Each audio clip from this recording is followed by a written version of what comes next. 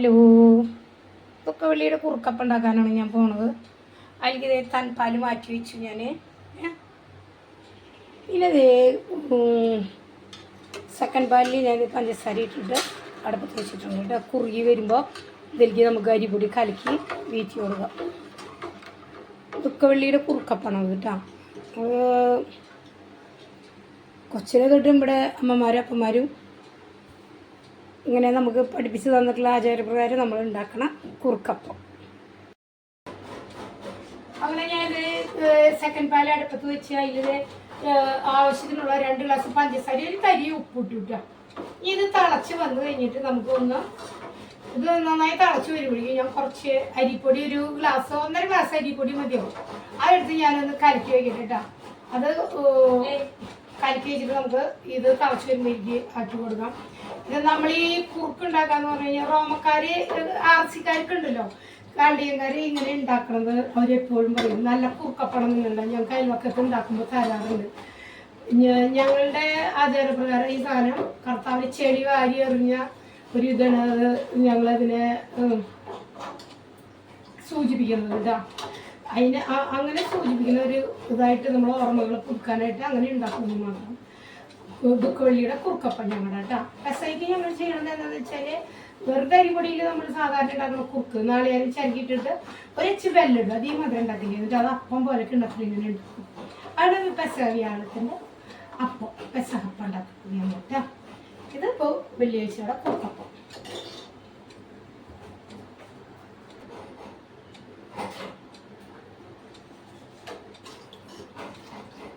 എനിക്ക് ആവശ്യത്തിനുള്ള അരിപ്പൊടി ഇട്ട് എനിക്ക് ഒഴിച്ചു കൂട്ടാ. കുറച്ച് വെള്ളത്തിൽ നമുക്ക് കലക്കിയിട്ട് അതിൽ ഒഴിച്ചു കൊടുക്കാം. ഇത് തിളച്ച് വെച്ച് വരുന്നവരെ നിൽക്കാണ്ട് ഇളക്കി പോകണം, അല്ലെങ്കിൽ അത് അടി പിടിക്കാൻ ചാൻസ് ഉണ്ട്. അടി പിടിച്ച് കഴിഞ്ഞാൽ അതിൻ്റെ രസം പോകും നമുക്ക്. അപ്പം അങ്ങനെ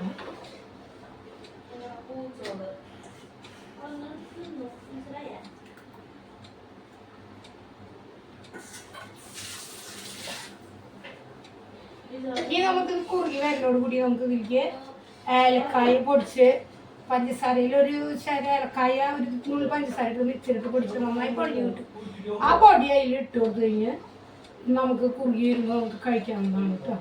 വെപ്പിയാവും പൊടി. ഇത് നന്നായിട്ട് ഇങ്ങനെ ഇളക്കി വിടണം, അല്ലെങ്കിൽ നേരത്തെ തന്നെ ഞാൻ ഇത് അരിപ്പൊടി എടുക്കാൻ പോയി നേരം കൊണ്ട് തിളച്ചു പെട്ടെന്ന് തള വരുവേ. അധികം കട്ടിയില്ല, പെട്ടെന്ന് കുറുകി ചെയ്യും കേട്ടോ. അപ്പോൾ കൊള്ളിയിലെ കുറുക്കപ്പണത് കണ്ട ഇതിൻ്റെ ഒരു രസം വേറെ തന്നെയാട്ടോ.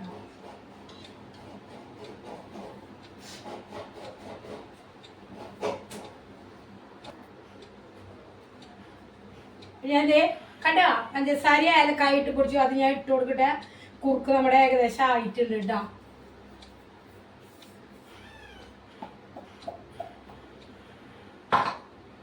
ഏലക്കായയുടെ ഒരു ഫ്ലേവർ വരുമ്പോൾ ഒരു രസം വേറെ തന്നെയാണ് വരിക അതിനോട്ടാ.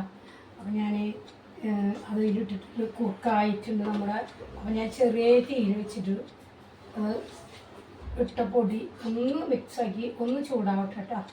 ഒന്നും കൂടി അത് കുറുകി കഴിഞ്ഞാൽ നമുക്ക് കുറുകിയത് കണ്ട ഈ ലെവലായി കിട്ടി. അങ്ങനെ നമ്മുടെ ദുഃഖവെള്ളിയുടെ അപ്പം ശരിയായി. ഇതിപ്പോൾ ഇതായിട്ടുണ്ട്. ഞാനൊരു തൻപാൽ ഒഴിച്ച് കൊടുക്കട്ടോ. ഈ തൻപാലും കൂടി ഒഴിച്ച് നമുക്കിത് ഇറക്കാവുന്നതാണ്. ഓക്കേ, ഇതാണ് അപ്പോൾ നമ്മുടെ ഇന്നത്തെ കുറുക്കപ്പം.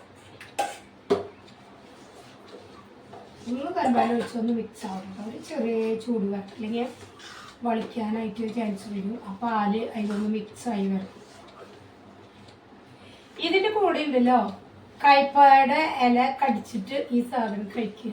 ശരിക്കും കയ്പയ്ക്ക ഉണ്ടല്ലോ, കയ്പയ്ക്ക ഇന്ന് ഇല പൊട്ടിക്കും, അത് കടിക്കും ഇതിൻ്റെ കൂടെ. ഇതിന് മുന്നേ അതാണ് കഴിക്കാതെ.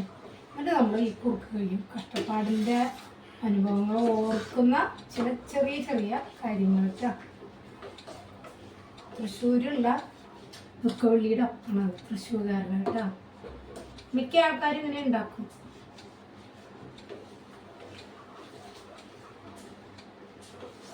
അത് മിക്സായി സൂപ്പറായി കഴിഞ്ഞ് നമുക്ക് കഴിക്കാം.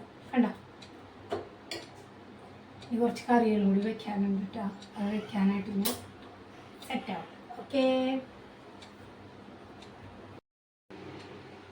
അതെ ഇങ്ങനെ നമുക്ക് ഭംഗിയായിട്ട് നമ്മുടെ കുറുക്കപ്പം കിട്ടിട്ടോ. എല്ലാവരും ഇങ്ങനെ ഒന്ന് സാധാരണ പോലെ ഒന്ന് ഉണ്ടാക്കി നോക്കിയോ, അതൊരു രസം വേറെ തന്നെയാണ്.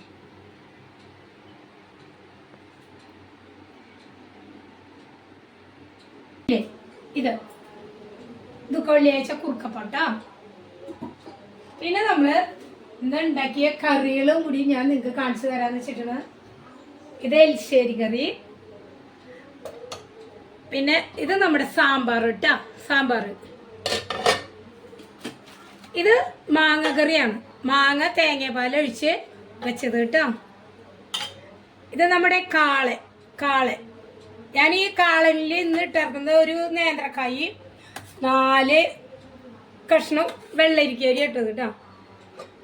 ഇത് അവിയൽ കറി, എല്ലാ കഷ്ണങ്ങളും കുറച്ചാക്കി നമ്മൾ വെള്ളം ഒഴിക്കാണ്ട് വേവിച്ച് പച്ച വെളിച്ചെണ്ണ നേപ്പിലിട്ട അവിയൽ കറി.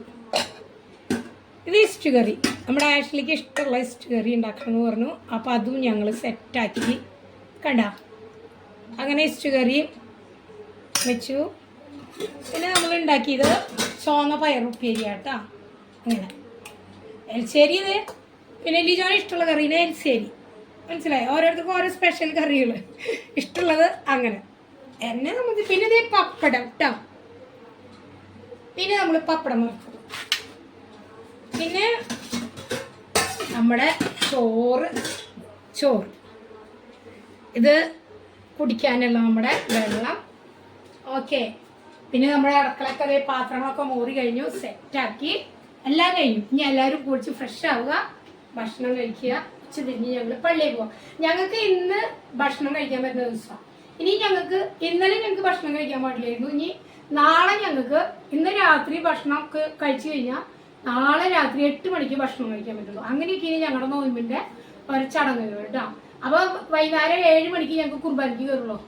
സൂര്യൻ അസ്തമയം കഴിഞ്ഞ പരസ്യമായിട്ട് രഹസ്യമായിട്ട് ഉയർത്തെഴുന്നേറ്റതാണ് ഉച്ചതിരിഞ്ഞുള്ള കുർബാന ഞങ്ങളുടെ. അത് 6 മണിക്ക് ധ്യാനം തുടങ്ങിയാൽ 7 മണിക്കാണ് കുർബാനയ്ക്ക് കയറണം. കുർബാന കഴിയുമ്പോൾ 8 മണിയാവും. അപ്പോൾ അത് കഴിഞ്ഞതിന് ശേഷം ഞങ്ങൾക്ക് ഇനി വെള്ളം കുടിക്കാൻ പറ്റുള്ളൂ. അപ്പോൾ ഇന്നത്തെ ഫുഡ് കഴിഞ്ഞ് പിന്നെ നാളെ ഞങ്ങൾക്ക് ഉപവാസം തന്നെ. അത് കഴിഞ്ഞിട്ട് രാത്രിയിൽ കുർബാന ഉണ്ടാവും 12 മണിക്ക്. അത് പരസ്യമായിട്ട് ദൈവം ഉയർത്തെഴുന്നേറ്റു എന്നുള്ള എൻ്റെ ഒരു കുർബാന. അത് കഴിഞ്ഞാൽ നോമ്പ് വിടും. അത് പള്ളിയിൽ തന്നെ ഞങ്ങൾക്ക് മുട്ടയുണ്ടാവും.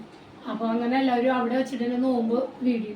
അങ്ങനെയാണ് ഞങ്ങളുടെ നോമ്പിൻ്റെ ചെറിയ ചെറിയ ആചാരം എനിക്ക് അറിയുന്നത് ഞാൻ പറഞ്ഞു. അപ്പോൾ എല്ലാവർക്കും ബായി. ഭക്ഷണം കഴിക്കാൻ നിങ്ങൾ ഞങ്ങളുടെ കൂടെ ഉണ്ടെന്നുള്ള പ്രതീക്ഷയോട് കൂടി ഞങ്ങൾ ഭക്ഷണം കഴിക്കട്ടെ കേട്ടോ. എല്ലാവരും വന്നോളൂ. ഓക്കെ.